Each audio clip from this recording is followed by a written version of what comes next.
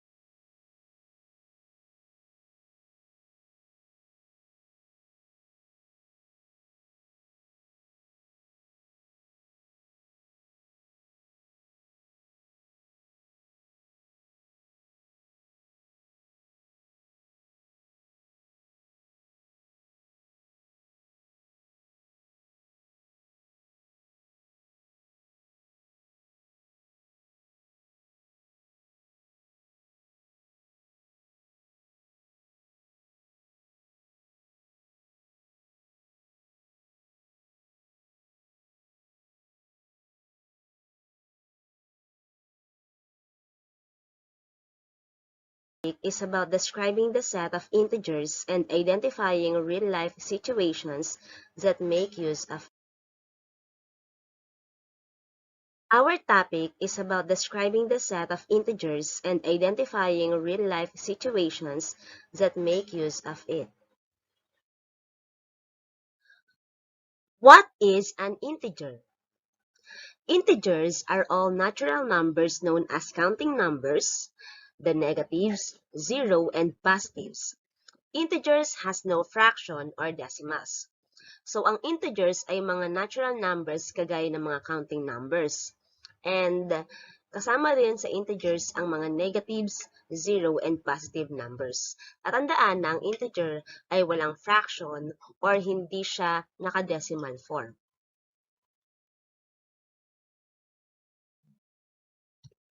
Let's take a look at the number line. So, this is the number line. So, kung napapansin nyo, ang mga number na nasa left side, ito yung mga negative integers. And ang mga nasa right side naman, ito yung mga number na positive integer o yung ating tinatawag na counting numbers.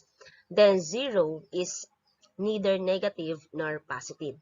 Then, ito yung opposites nila, diba? Kaya nga tinawag na opposites yung salungat ba. Ang opposite ng positive 1 is negative 1, or ang opposite naman ng negative 4 is positive 4. So, yun yung ibig sabihin ng opposites.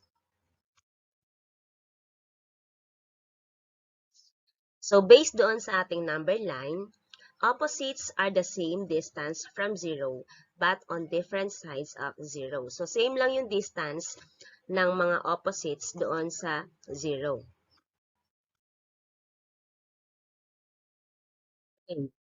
So, the additive inverse property of a number that if you add opposites, the sum will be 0. So, kapag pinag-add natin yung opposite numbers, ang magiging sum niya ay laging 0. So, for example, yung negative 4, add natin yung opposite ng negative 4, which is positive 4, so that is equal to 0. So, that is called the additive inverse property.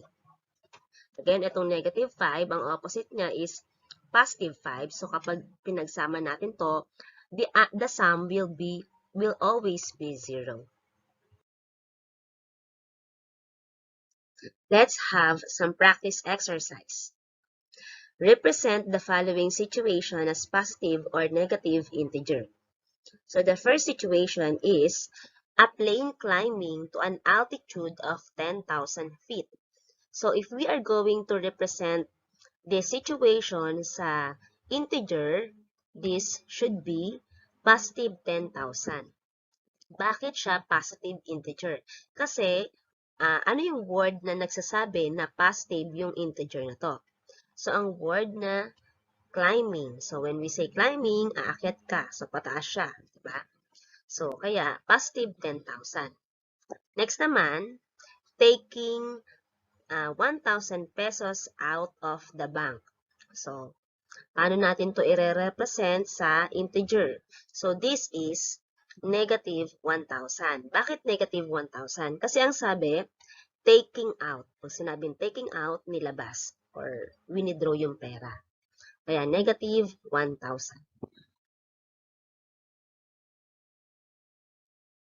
Naman, 200 feet below sea level.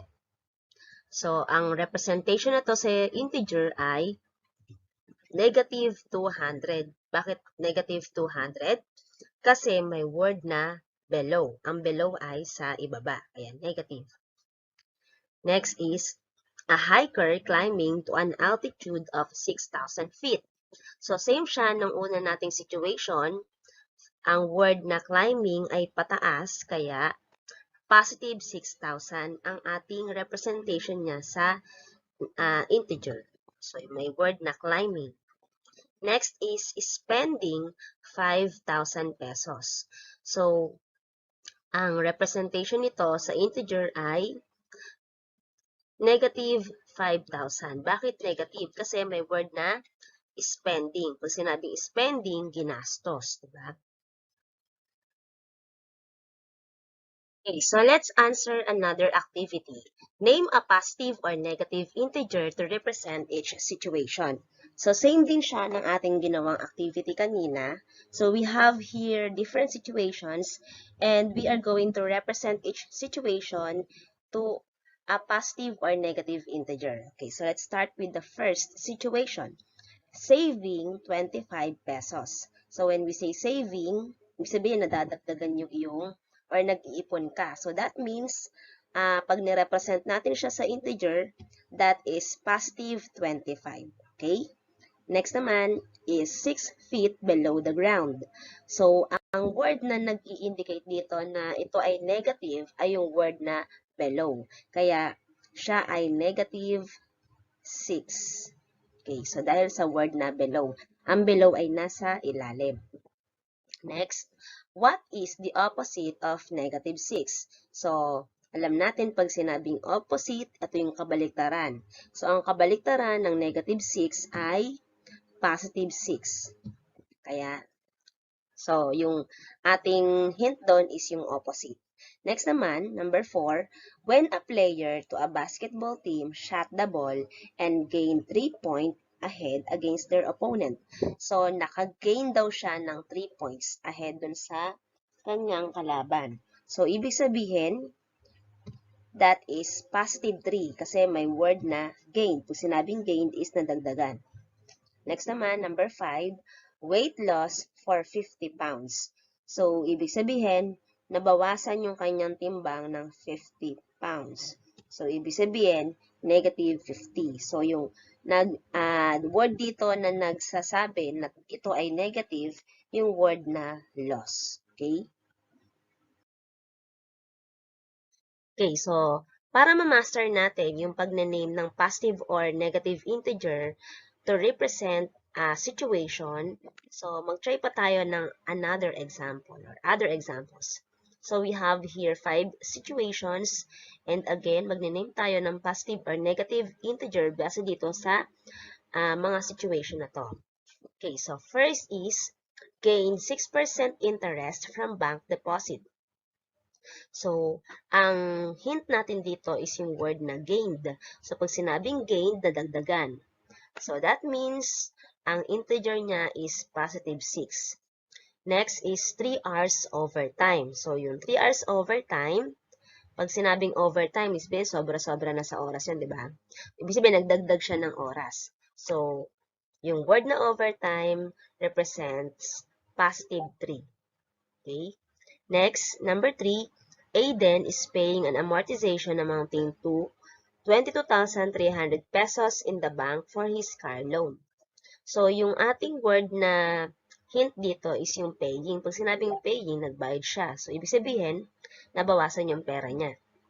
So, ang ating integer dito is negative 22,300 dahil yung word na paying.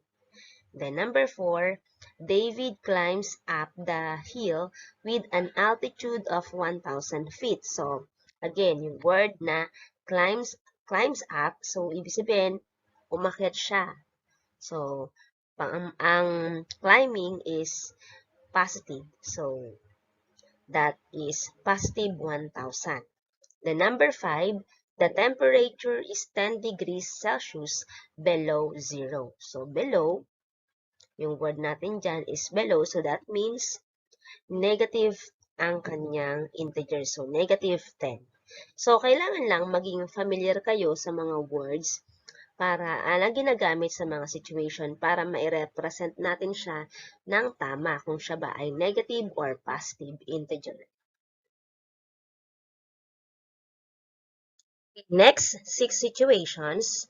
So, we will name again positive or negative integer based dito sa mga sa mga situations na to. Okay? So for number 6, 30 kilometers north. So when we say north, sambang direction yon sa taas, 'di ba, ang north. So that means positive 30 siya kapag ni-represent natin siya sa integer. Ang north ay nasa itaas, ang south naman ay nasa ibaba. So yung south ang negative. Next is, during pandemic, Mr. Escalante gained 40 pounds in his weight. So again, may word na gained. Ibig sabihin, positive 40 siya, nadagdagan ng 40 pounds ang kanyang weight, kaya positive 40.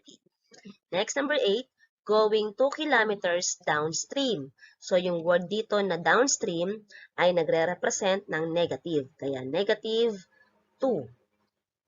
And number 9, 25 steps uphill. So, uphill, yung ating hint dito, kaya siya ay positive 25 kasi nga uphill, ibig sabihin pataas.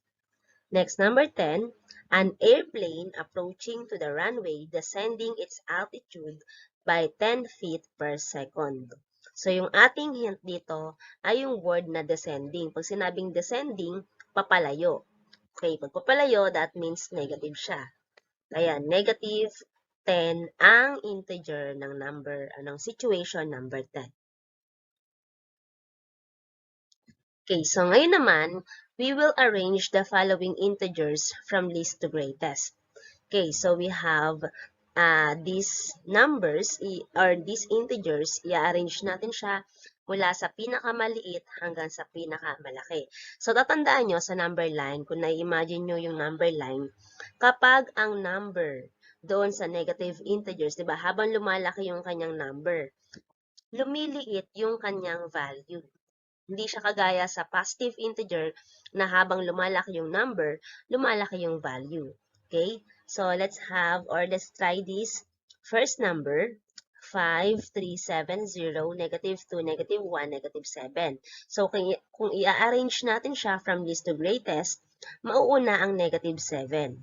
So, ibig sabihin, habang lumalayo yung number o yung negative integer sa 0, lumiliit yung kanyang value. Kaya siya yung maliit dito sa set of numbers or set of integers. So, negative 7 followed by negative 2, negative 1, 0, 3, 5, and 7. Then next naman, yung number 2, negative 3, 0, 1, 12, negative 5, 2, and 8. So, i-arrange natin siya from least to greatest. Ang pinakamaliit dito ay negative 5, then negative 3, then 0, 1, 2, 8, and 12. Next, number 3, negative 7, 8, 6, negative 4, negative 1, 0, negative 6. So, ang pinakamaliit dito is negative 7, then followed by negative 6, negative 4, negative 1, 0, 6, then 8. The number 4, 2, 0, negative 1, negative 4, 4, 5, negative 5. So, i-arrange natin siya from least to greatest. Mauuna ang negative 5, followed by negative 4, then negative 1, then 0, 2, 4, and 5. And lastly, 4, 3, negative 1, 0, negative 4, negative 6, and 10. So, ang pinakamaliit dito is negative 6, followed by negative 4, then negative 1, 0, 3, 4, at ang pinakamalaki or greatest ay negative 10. So, ganun tayo mag-arrange ng integers. Okay, so let's have another activity wherein we will identify the following expression if it is an integer or not integer. So, based doon sa definition natin ng ating integer, ang integer ay mga natural numbers such as counting numbers, zero, positive, and negative numbers. Hindi kasama or hindi natin mako-consider na integers ang mga fractions and decimal numbers. So, yun lang yun. Okay, so we have the first expression, negative 2 plus 3. So, ito ay integers, diba? Kasi negative 2 and positive 3.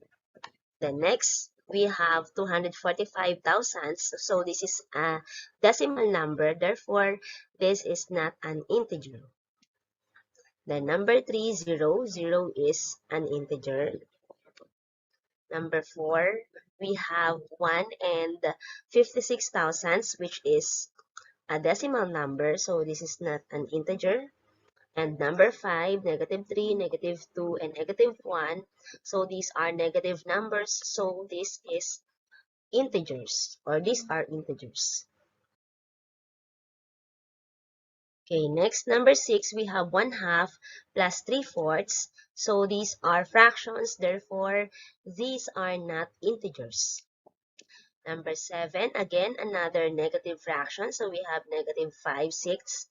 This is also a fraction. So, this is not an integer.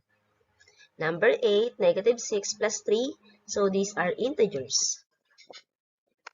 Number 9, we have negative 0 and negative 325 thousandths. So this is a decimal number. This is still not integer. And number 10, again another decimal number, 2 and 2 and 333 thousandths. So this is not an integer. So ganun lang yung pag-identify kung ang expression ba ay integer or not integer.